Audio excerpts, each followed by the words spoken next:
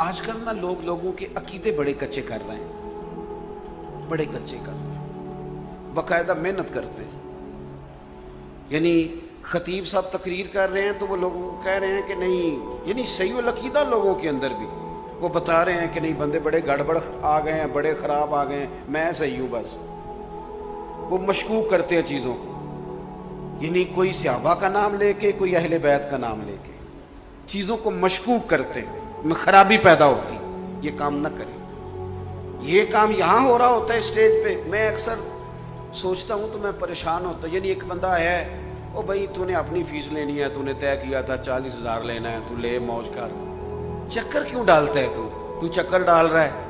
آج میں دساں گا اہل بیت دی شان کی، مثلاً آپ کیا بتائیں گے؟ کوئی نوکھی بات کریں گے؟ شان تو وہی ہے جو قرآن نے بیان کر دی، حضور کے فرمان نے بیان کر دی۔ آپ کیا کوئی نئی بات کریں گے سوائے اس کے کہ کوئی نقطہ ایسا چھوڑیں گے جس سے بعد میں لڑائی جاری ہو؟ میں آج بتاؤں گا صحابہ کا مقام کیا ہے، تو رہنے دے، ہمیں نبی پاک نے بتا دیا ان کا مقام کیا ہے۔ کتاب و سنت میں تو نقل کر، وہاں سے پڑھ اور یہاں بیان کر، اس سے زیادہ کوئی نئی داستان نہ سنا۔ ہمیں بتا گئے ہمارے بزرگ کہ صدیق اکبر جیسا دوسرا کوئی نہیں، فاروق اعظم کا مقابلہ ہی کوئی نہیں، عثمان غنی جیسی حیا کوئی نہیں، علی جیسا دلیر کوئی نہیں، حسن جیسا حوصلہ کوئی نہیں، حسین جیسی شان کسی کی نہیں۔ سیدنا امیر معاویہ ہمارے سروں کے تاج ہیں، یہ بتا گئے ہمارے بزرگ، ہمیں نئی کہانی چھیڑنے کی کیا ضرورت؟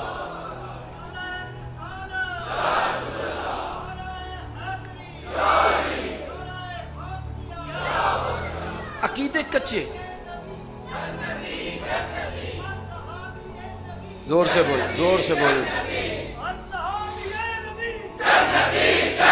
ماشاء اللہ۔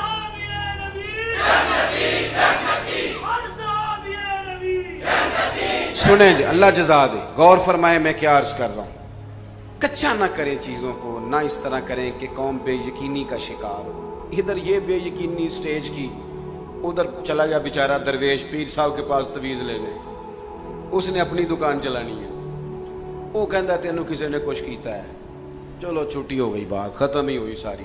وہ ساری رات سوچتا رہے گا پتہ نہیں کس نے کر دیا ہے، اس نے نئی ٹینشن ڈال دی ہے، کہتے ہیں کالا جادو ہو گیا ہے، وہ مسئلہ ہی نیا گڑبڑ ہو گیا۔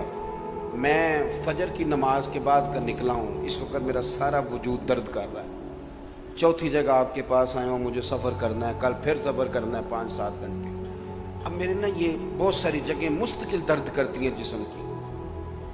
اب میں اگر کسی کے پاس جاؤں تو وہ مینوں کوئی کہے کہ تینوں کسے کچھ کیتا ہے، تو بھئی میں آپ ہی کیتا ہے، سارا دن سفر کر کر کے جو بھی کیتا ہے۔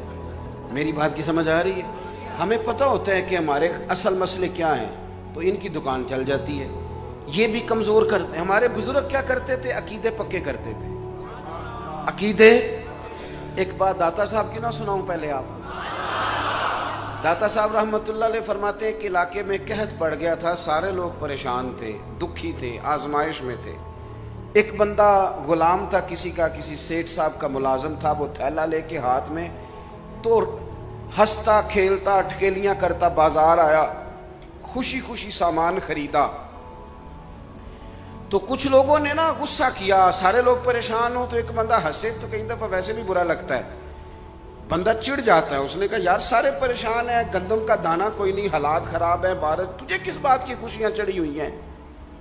تو وہ ہنس کے کہنے لگا تمہارے پاس گندم کا دانہ نہیں ہوگا، جس آقا کا میں غلام ہوں اس کے بڑولے بھرے ہوئے ہیں۔ دیکھیں ذرا ہمارے بزرگ عقیدہ کس طرح مضبوط کرتے، جس کا میں غلام ہوں اس کے برتن بھرے، وہ بڑا مال پڑا، بڑا کچھ ہے، میں بڑا مطمئن ہوں۔ داتا گنج بخش علی اجویری فرماتے ہیں لوگوں، جتنا اس غلام کو اپنے آقا کے خزانوں پر اعتماد ہے نا، اگر تیرا اتنا بھی اپنے رب کے خزانے پہ اعتماد ہو جائے نا،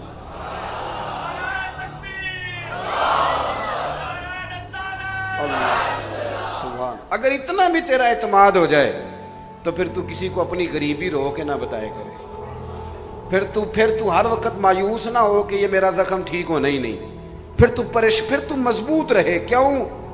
کہ تو کہے کہ میں جس خدا کا ماننے والا ہوں اس کے تو خزانے بھرے ہوئے ہیں۔ اور بھرے ہوئے ہیں، اور میرا رب عطا کرتا ہے تو پھر بے حساب ہی کرتا ہے، اور پھر وہ میرا مالک اس طرح کا ہے کہ اس کا غضب زیادہ نہیں، اس کی رحمت ہی زیادہ ہے۔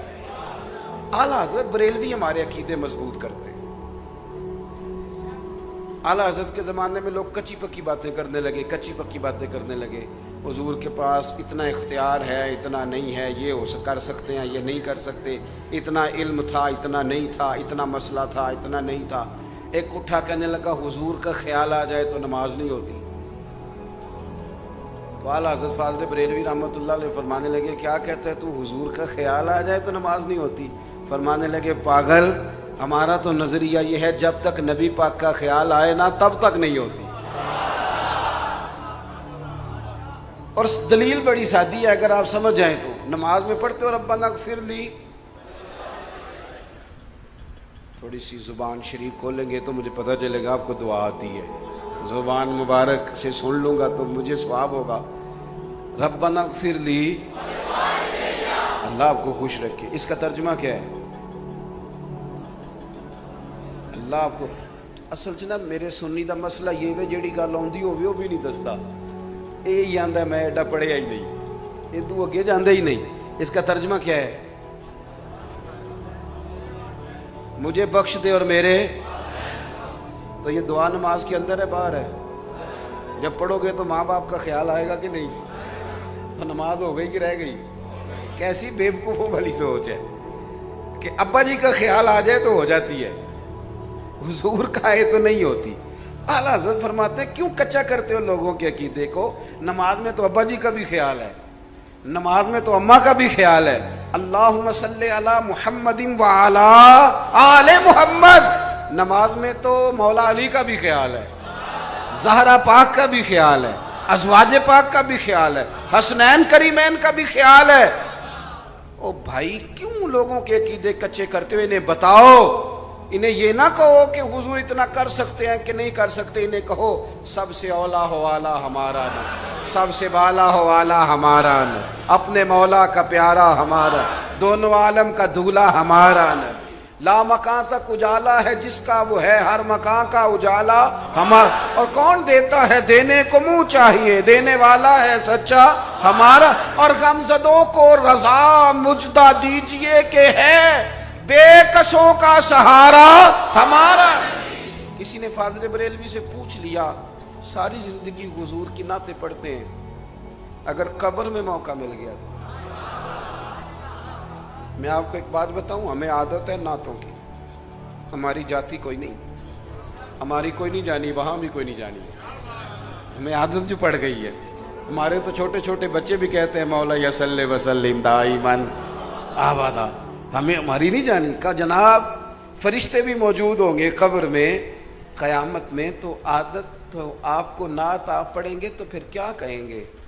تو فاضل بریلوی کہتے کہوں گا سرور کہوں کہ مالک و مولا کہوں تجھے، باغ خلیل کا گلے زیبا کہوں تجھے، اور کہتے ہیں جب تھک جاؤں گا نا باتیں کرتے کرتے اور دور نکل جائے گی بات اور میرا کمزور وجود کمزور پڑنے لگے گا تو پھر کہہ دوں گا لیکن رضا نے ختم سخن اس پہ کر دیا کہ خالق کا بندہ خلق کا آقا کہوں تجھے۔